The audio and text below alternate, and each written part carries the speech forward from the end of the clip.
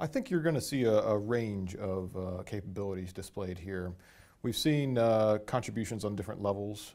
Countries with smaller air forces, such as Qatar and Bahrain, are mostly going to be providing logistical support, I would say. They've done so for many years for the U.S. Air Force. There's even equipment pre-positioned within some of these countries for the USAF and the Marine Corps and the Navy to use. So I think that will be probably the most substantive thing that they will contribute to this coalition. We move on to Jordan. Jordan's got a very capable Air Force, but they don't have a lot of training in air-to-ground operations or coordinated operations with other air forces that would be required for these type of strikes. On the other end of the spectrum, we have the UAE and Saudi Arabia, both of which are considered some of the most capable air forces within this region, and as we've seen, have been contributing the most substantively to the strikes themselves within Iraq and Syria. So I think the burden of the actual strikes and those that are delivering air-to-ground capabilities are mostly coming from the UAE and Saudi Arabia, arguably the most capable to do so, and Saudi Arabia is likely shouldering the majority amongst the Arab partners as the actual strikes that are being delivered against the IS militants.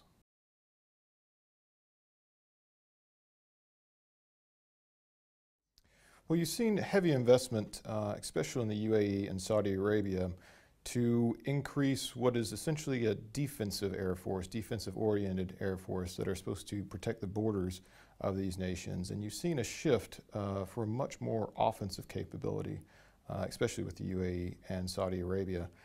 These countries are now buying some of the most capable aircraft in the world for this role. And I think it makes them quite capable to contribute substantively, not just in a sense that they are part of a coalition politically, but actually conducting strikes with this equipment. Saudi Arabia continues to be delivered some of the most advanced aircraft for this role. And crucially, both these nations are gaining training and experience conducting these missions for any sort of possible contingencies in the future of either non-based, state-based actors as we see in Islamic State, or perhaps even state-based actors that might come to the fore within the next 5 to 10 years. So these capabilities have shifted, especially in these countries. With the other three, Jordan, Qatar, and Bahrain, they do remain mostly a defensive force that has an air-to-air capability that's meant to interdict and slow any sort of offensive operations within their area of responsibility. They're not very well equipped to conduct the deep penetration strikes that we're seeing the UAE and Saudi Arabia conduct.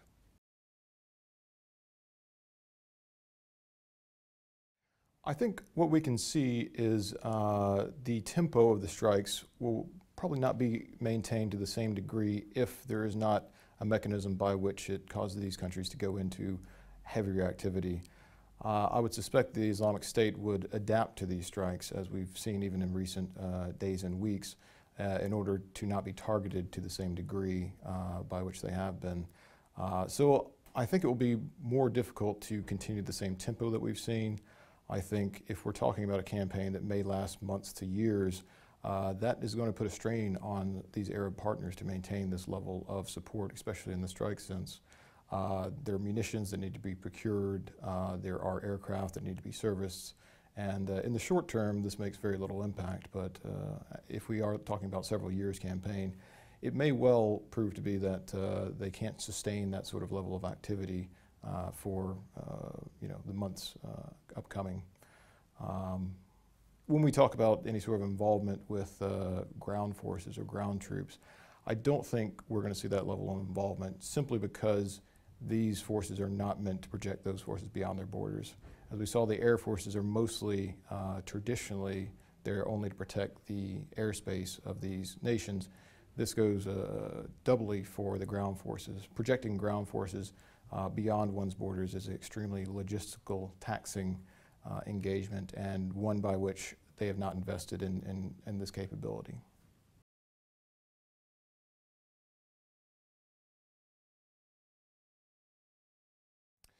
I think that, like any irregular force, ISIS will not simply stand around and be bombed in very obvious either fortifications or vehicles or whatnot, they will adapt. They must. And in the face of increased airstrikes, you will probably see them not be able to utilize some of the tactics that they have to such exploited to great success in recent months. IS's key to their success has been their mobility and the rapidity of which they're able to mass their forces very quickly in a place, achieving an element of surprise, and obviously the psychological effect that goes along with that. However, with the increased amount of surveillance that we've seen since the strikes have started, it's going to be very difficult for them to mass these forces as quickly without it being a bit of a red flag to the coalition forces that are operating here. So we might see a lot smaller scale attacks, especially using mobile platforms, not so much the heavy equipment, which are very easily recognized and targeted by coalition forces.